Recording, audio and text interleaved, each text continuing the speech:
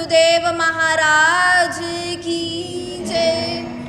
सागर से भी अधिक गहराई है जिसकी, हिमालय से भी अधिक ऊंचाई है जिसकी, आसमान से भी अधिक असीमता है जिसकी, और धरती से भी अधिक सहनशीलता है जिसकी, ऐसे मेरे गुरुदेव को शत शत प्रणाम। जय माता की।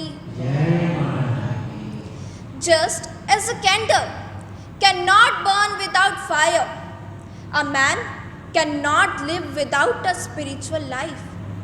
एक समय की बात है, एक महात्मा जी एक सेठ जी के घर के आगे खड़े हुए थे और बहुत सुंदर भजन गा रहे थे, और भजन गाते गाते वह भिक्षा भी मांग रहे थे।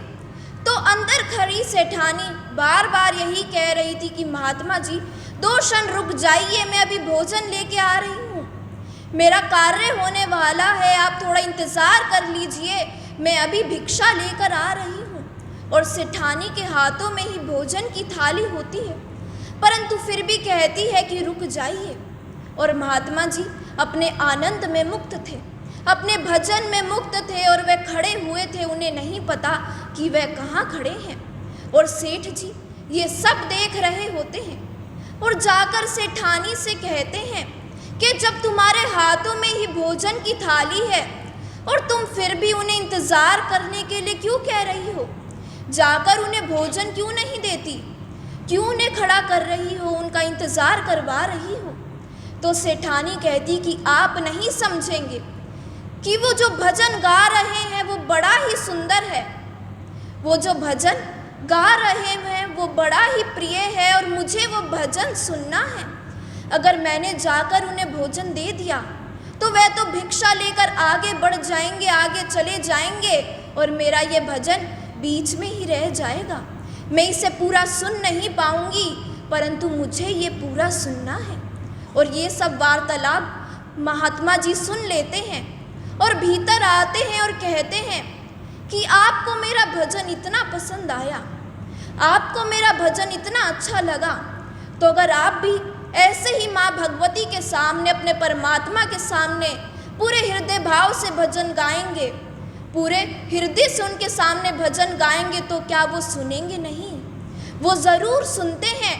इतने ही आनंद के साथ भी वो हमारा भजन सुनते हैं, इतना ही खुश भी वो होते हैं हमारा भजन सुन के कि उनका भगत उन्हें क्या कहना चाह रहा है। इस मधुर भजन के द्वारा उनका भगत उन्हें किस प्रकार रिझाना चाह रहा है। परंतु मनुष्य सदैव यही कहता है कि मुझे देर हो रही है, मेरे पास इस भजन कीर्तन का समय नहीं है, मुझे अपने ऑफिस जाना है, मुझे अपने कार्य करने हैं, क्योंकि उसे अपनी नींद से प्रेम है, उसे अपने आलस से प्रेम है। वह सुबह जल्दी उठना नहीं चाहता, सुबह जल्दी उठ के पूजा पाठ नहीं करना चाहता है। इसलिए हमें रोज़ प्रातःकाल जल्दी उठना चाहिए, अपने गुरुदेव की, अपने ईश की हमें पूजा करनी चाहिए, उन्हें प्रेम से भोग लगाना चाहिए, तो वे ज़रूर स्वीकार करते हैं। ज़रूर गरीबों के घर, हर किसी के घर आते हैं जब हम उन्हें प्रेम से बुलाते हैं। परंतु जिस घर हर कोई लेट उठता है, देरी से उठता है, जहाँ पर हर कोई आलस के वशीभूत रहता है, जहाँ भगवान का नाम नहीं लिया जाता, अपने गुरु का नाम नहीं होता, वहाँ पर लक्ष्मी भी निवास नहीं करती। वहाँ केवल दरिद्रता का वास होता है, और ना ही शांति होती है, ना ही सुख का आभास उस घर में होता है जहाँ भगवान का नाम नहीं होता, जहाँ गुरु का नाम नहीं होता। जिस प्रकार एक दीपक बिना अग्नि के नहीं जल सकता, उसी प्रकार एक व्यक्ति का जीवन बिना गुरु नाम के, बिना गुरु भक्ति के, बिना दान भजन परोपकार के हमारा ये जीवन भी अधूरा है, ये साकार नहीं हो सकता। व्यक्ति इस झूठी माया को सत्य मानता है, इस सांसारिक सुख को ही वह वास्तविक सुख समझता है। एक मनुष्य का हृदय कभी भी भरा नहीं जा सकता, ना ही धन से, ना ही लोभ से, ना ही पद से, ना ही लालच से।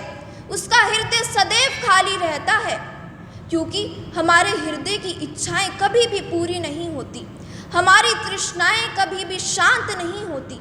ये हृदय केवल गुरु को पाने के लिए बना है, गुरु नाम लेने के लिए बना है, अपने गुरु से प्रेम करने के लिए बना है। और गुरु के प्रेम के कारण ही हमें परमात्मा के दर्शन होते हैं, हमें अपने भगवान की प्राप्ति होती है। गुरु के नाम में वो शक्ति होती है जो भगवान को भी हमें दर्शन देने पर मजबूर कर देती है, हमारा उद्धार करने पर मजबूर कर देती है। इतनी शक्ति गुरु के ही नाम में होती है। बोलो गुरुदेव महाराज की जय।